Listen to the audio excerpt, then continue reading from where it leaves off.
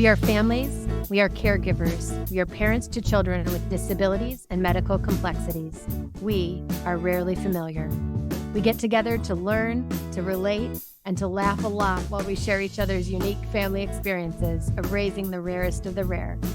Our goal is to unite, inspire, educate, and empower people living a rarely familiar life. And we're so glad you're here. Hi, and welcome to Rarely Familiar. This is Jen here with my friends Tram and Haley, where we dig into the realities of raising the rarest of the rare.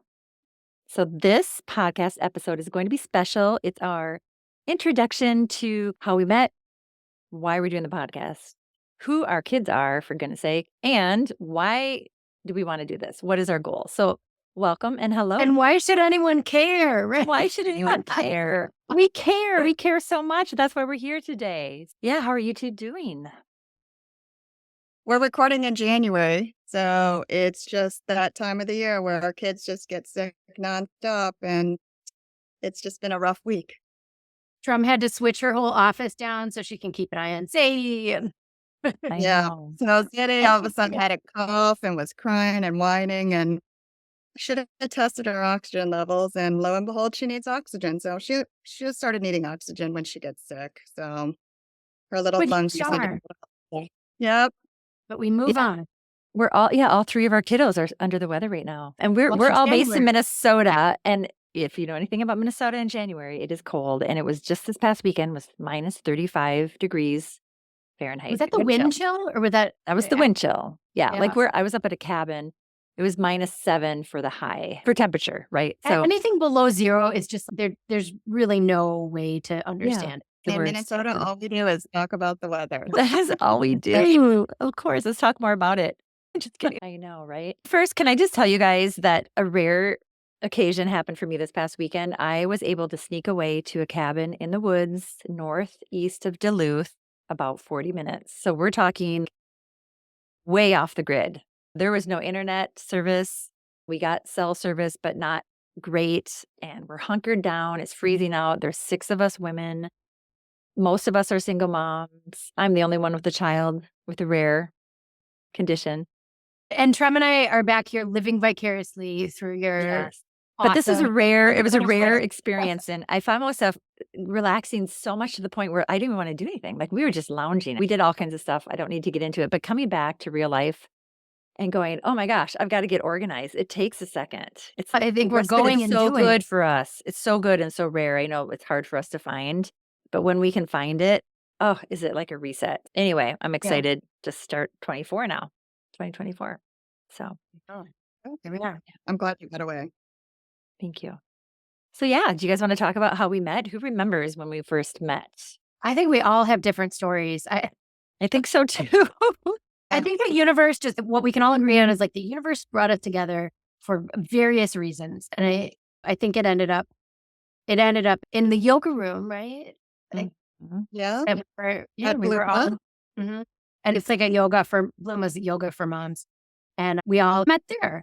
And this happened to be a particularly unique group of moms because it was yoga for moms who had kids with special healthcare needs. And it ended up being more talking than yoga. And we just realized how much we need each other. And I think beyond that, we started getting together. We started talking. We've all been professionals. We're like, we've had this career. And then all of a sudden we had these kids and everything changed. We need each other so bad. And we need each other's resources. We need each other's energy. We need to live vicariously. Right. When one of us goes on an awesome vacation and we all just sit back and say, yes, you did Yes, it. exactly. Shira. Yeah, you were a great facilitator of this group. And I think we had to get babysitters that we could go and we'd sit around. And I think that community that we started building with that group was part of the reason we wanted to extend this. And we can go more into that. But I think with how we met, to stick with that for just a second, I remember we decided, since we have coverage, let's just keep going. And so we were like, let's go have a drink at this little Mexican restaurant around the corner. And so we would connect more there in a different environment and we would have a drink. And so that kind of extended to getting together every couple months after that whole thing ended and connecting and getting coffee or getting a beer or lunch or whatever.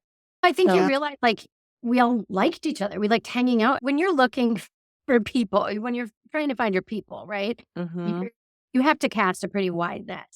And then from those people, the things that you have in common together, or things that you have to find things that you have in common together. You have to find things that you all like doing together. I think we all liked going out and finding new places to, like, coffee shops or bars or whatever Mm-hmm. to get together at. And we all had this commonality of our own kids having just medical complexity, and we Right. could share things that no one else understood. right. It was finding the other people who could help, right? Or not understand, or that could understand our stories. Because I think Mm-hmm. it's very isolating. All of a sudden, you don't know a lot of people in this world because you might not be in this world. And then all of a sudden, oh, my child has all these different complexities and I'm at the hospital. Other people can't understand that. They really can't. I know. Yeah, there's something so refreshing about being with people who get it, where you don't feel like the other. And I was saying to you too that there's this feeling of people will say, friends of mine, and I think people try to understand, and I think they do on a certain level, but not the depth that we can understand each other's stories and what it's like to be in the hospital in and out and the vulnerable side, the medical complexities that we're dealing with, and so on and so forth. But this feeling of, gosh, Jen, you're doing it all, you're amazing, and blah, blah, blah, blah, and making me feel almost like I'm Like the pity. victim or Yeah. I'm the other and I don't belong. And so, like, when I'm with Or you like, "You're a 2, saint," or you're a saint, you're You're doing it all, and so I don't really have a inspiring." choice, for 1. For 2, it's like we're dealt with the card that we what is that saying? We're dealt whatever we can handle. But with you 2, there was a sense of, you get it, you understand, and that's really empowering, and I think that is what led me towards this idea percolating, and it started with your group, Haley, when you were talking in the beginning and letting everybody talk. I felt every single time somebody was crying, right? There was just something, this it became this support group. I think people were sharing their stories, and yeah, there's the sensitivity around all of that and the emotions that come with that. But then it's okay, now how do we help? It was all these moms in there Right. going, and that's where Trum comes in with, "Oh, do you know about this? Do you know about this? Do you She's a resource guru." I think that Right. comes. Well, if you think about it, this was all pre-COVID. So we're what, 4 years out of COVID? And Mhm. so for some of us, I mean, myself particularly, Sadie was like maybe 4. And when you're getting new diagnosis, everything's so fresh. And I think you all know this. One moment you're totally fine, and then someone says something and it triggers the tears. And I'm Mhm. like, oh my God, I don't cry because I talk about it all the time. But then all of a sudden, I think it was that vulnerable moment of being in a group of other women to be Mhm. like, they get it. Right. And I can cry if I need to cry. It's And I like think giving that, you permission. but it was really centered around yoga with self-care, and I think that's part of it is feeling the feels, right? In that moment of Mhm. being in a space where it felt safe. And I think when we move our bodies, here's the yoga instructor and me talking. When we move our bodies, we start to reveal some of those areas that things were stuck, and maybe traumas that haven't healed. And I Yeah. think that when we were able to move through those, we can move past them. I think that was the beautiful kind of marriage of the support group mixed with a little yoga. I think it worked well for all of us. I personally process through movement. I think that's really helpful. And until I got, Yeah. it's years that you are really processing the trauma of when your child's born, all of these things. And then once I got back to that movement, that's when I started to move beyond. And Yeah. that was key. And now we are all in this space where yes, there are things that trigger us, but we've moved beyond to a place where we're like, we have to share what we've learned. Mhm. You know, Bringing us Jen, to you've Taylor, yeah, yeah, right? Where Taylor was born. And Jen, we have you to thank because one day Jen came to us at lunch with an with a agenda. written agenda. We just thought was lunch. I think I have a podcast. So Jen, what was it? The impetus of It's in her you blood. Well, the idea was percolating for a while because I was just starting to get into listening to podcasts, and I can go back to Haley's group that we all met at, as well as a few other makeshift groups that would develop through the community, and it would be, like, over, and there was no continual, like, connection, right, with community, and I started thinking, gosh, like, it was so isolating during the pandemic. we're so on our own. When we talk about getting together, we're talking about getting together every 3 to 6 months. So anyway, so this idea kept percolating and I thought, gosh, this would be really cool. I'm going to present this idea. So I did a little research, came to the lunch with notes, written down notes. And I said, hey guys, so I have this idea. And I was going into it thinking, it's 50-50 chance. They might be interested. Maybe this is just one of my passing ideas, but you guys both seem to like latch onto it. Not immediately, but you were like, oh, I think you hit us I think we had always been thinking, how do we get back? How do we reengage our brains? How do we reengage our professional brains with it? We don't want to lose that nearly decade career before our kids were born. How do we reengage that? And I think you hit us right at the right time where it was like, yes, we need a creative outlet. We need to get our heads back in the game and in a different way, in a new way, and in a way that we feel like is very fulfilling. And I think it just worked in the right way. And I think our biggest win from all of this is the fact that we kept it going. We met every 2 weeks for years. A year? 2 years? I don't know. Yeah. Long enough. Like through the pandemic, right? We got on Zoom. We kept going. And then finally, here we are. It's been a slow road, but we're committed to it. happened. We've stuck with it, which is really nice. And I think that we all three bring really different voices to the table. Maybe Rarely Familiar is just the start of more than just the podcast, right? We've talked about that. But I think for me, Rarely Familiar kind of represents the parenting journey that all parents are on, but the rare aspect, because all three of us have children with rare genetic diseases. And so maybe we should just jump into each of our kids to give a little snapshot, because I think when you said, Haley, oh, how life changed, it really changed for both of you. You had to quit working because of your children. I've had to continue working because of my family dynamic situation. But why don't you start, Haley? Tell us a little bit about Felix. Sure. So Felix he's almost 7. He'll be 7 next week. Or next week. Wow. Wow. 7 years. And man, does time fly. Mm. But he was born with a very rare genetic deletion. And it's called like 10q26.3. And they don't know anything really. It's just now it's starting to be studied a little bit more. But when I was pregnant, we didn't know what to expect. We knew something was going to be challenging. This was not going to be a typical pregnancy. This was not going to be a typical birth. This was not going to be a typical child.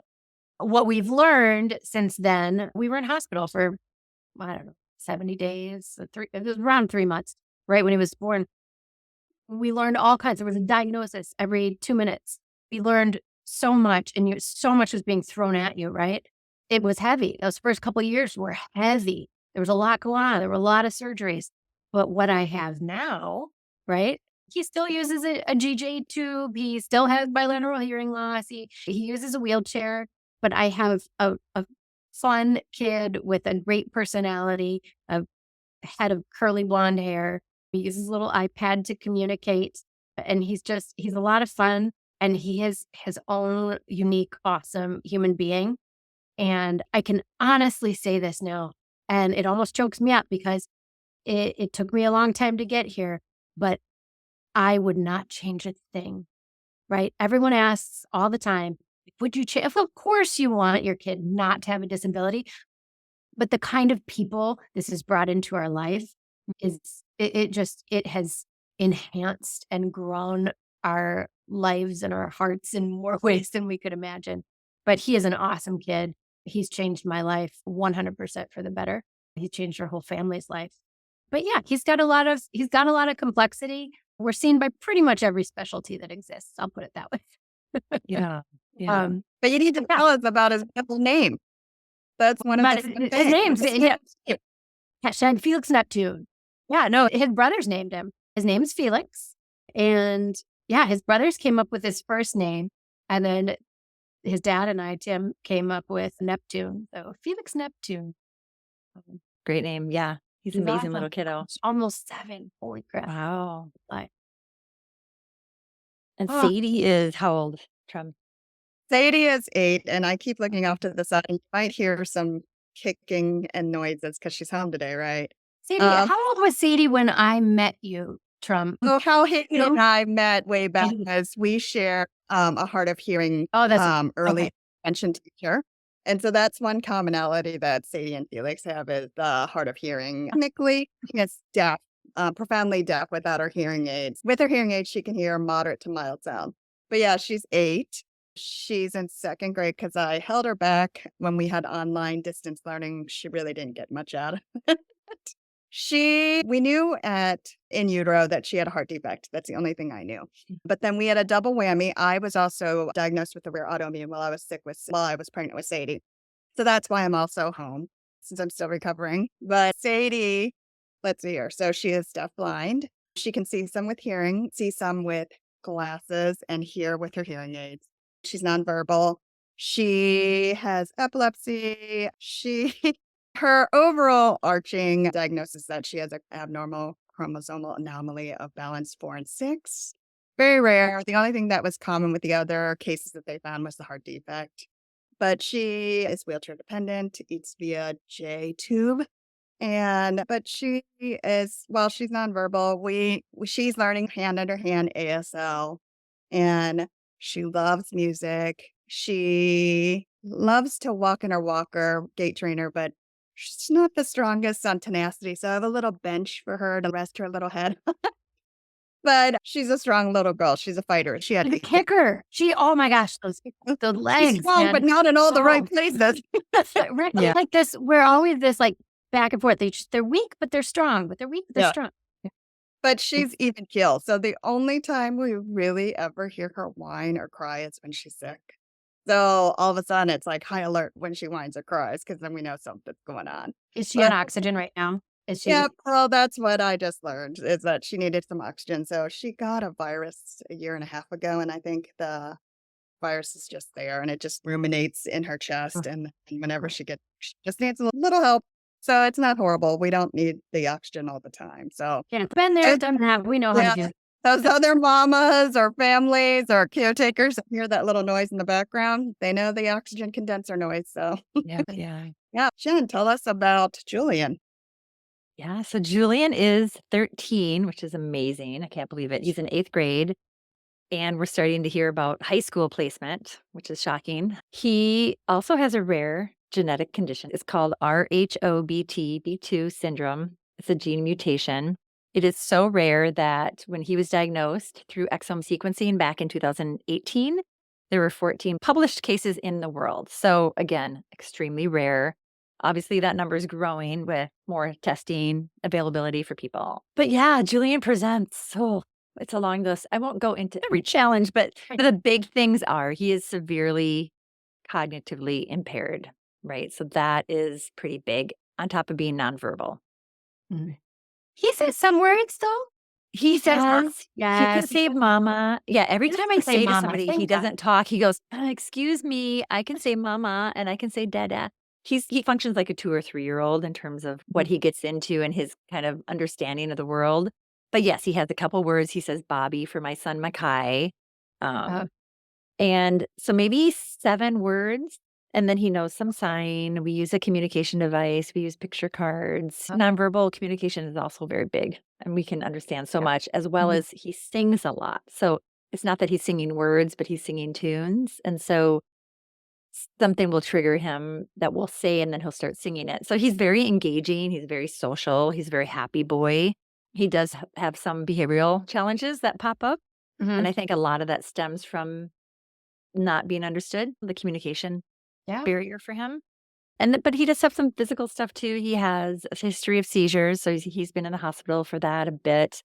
He's on several medications for that. He has some body dystonia, dyskinesia, hypotonia, ataxia.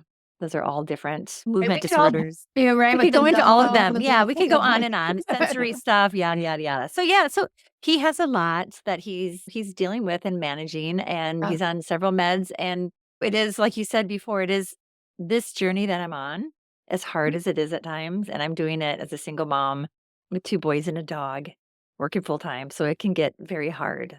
But there's also this kind of, it's a gift in some ways, right? I've gotten to the place where I see how this has opened my world up in so many ways. So I think part of my goal with the podcast is, yes, we can get real and we can talk about the hard stuff, absolutely, but we can also provide lightness and that a journey, but that we can get through it. I think we have, over the last Slowly. couple years Yeah. that we've been getting together, we have laughed more than anything. Yeah, there's been some hardship Right. we've had to get through and talk through, but I think more than anything, we come together every couple weeks and we get together, we laugh and we share our goofy stories that no one else would understand. Mhm. And I think that's one of the gifts about this, just the three of us. But I think each of us brings something really unique. Our vision for what this can be is, I think we each have our own strength. I think that's one thing that's really awesome about this group. And what we've been able to, we've seen how each of us rises to the top in different ways. Jen, if you want to talk a little bit about what's your vision for Rarely Familiar, what do you feel like is your passion for this group, Yeah. or what your hopes and dreams? I think for me, it's the support piece. It's the community and support, which are intertwined. It's this building community, being a support network for people, moms and dads who are home or other caregivers, and they can tune in and hear about people who are living their same kind of story in different ways. I think sharing resources is also important. I've heard of so many great ideas from you, Trum, especially you too, Haley, but mostly you, Trum, with Yeah, it's Jen, Trump. check out this, or have you heard about that? It makes your life easier. I got I like didn't know I 3 could get a things in the handicap chat right tag now for that him. she's Yeah, I No, mean, like I didn't know I could get a handicap tag for Julian because he can walk, but he can't walk unassisted, right? So all these little rules, but like things that have made my life easier, and I want to share that with people. I want to share a little like tips Trump or pushed me to get the wheelchair van. yes. So all these great ideas. So I think that's my goal, and just to get our voices out there and to share a little glimpse of what it's like for us raising these little kids. What about you two? I think you two have similar but also different goals. I think, and for me, when I had Sadie, I didn't know anyone else in this community. I didn't know how to approach a person who had a disability, Yeah. right? And I think I want I didn't know. Sadie is also my only child too, and so it was a whole new world having a child and then a child with disabilities. And you're so Relief alone. parenting. It's extreme You're parenting.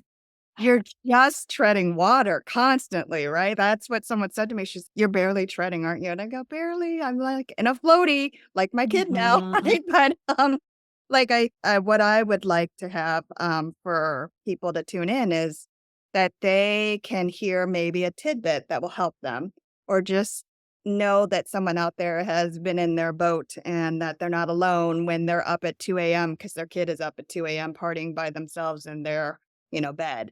And so hopefully life can get a little bit easier and that we can give them a little bright spot in their day in a quick, like half hour, 30-minute podcast. Because there's many tools and resources out there, but sometimes you just need to hear that voice that someone else hears you or sees you. Mhm. Absolutely. I think connection is so important. I think connecting, sharing resources. This is a very isolating journey. We all happen to live in a city too, right? We're in a very urban environment, but there are people out there that, I mean, disability does not discriminate in terms of geographic location. There are people living with disability and medical complexity all over the country, and they might not have the access to people and doctors and all of this. And so at the very least, right, throw in an earbud and realize that, you have a friend. Yeah. And And my mom always said, so my mother lives with us, right? And so she had said, thank goodness we're in the city, that you're Mhm, in America, because we're, from Vietnam, we would have never had the resource. People keep their children with disabilities at home because there just mhm. isn't ability. And so I think I'm always very thankful that we're in the city and in Minneapolis where there's so much great healthcare and resources for us. Very state to state. Yeah, it does. Minnesota's a good state to be in for sure. But I think even if you're in rural America or urban America, it is hard to get out of the house with your children. We can't send them to summer camps. We can't get typical daycare facilities, things like that. Some of our parents can't even take care of our kids. It is so hard to get out the door for us, right? Oh my And so gosh. to try to go to a community group, regardless of where you live, what city, it's impossible. It's Yeah. impossible. So that's why It's not I impossible. also We thought are I doing want to it. do a We are podcast. doing This is why we're doing Yeah. it. So hopefully Very Familiar podcast just comes into their home wherever they Exactly. Yep. when you can't get out. Awesome.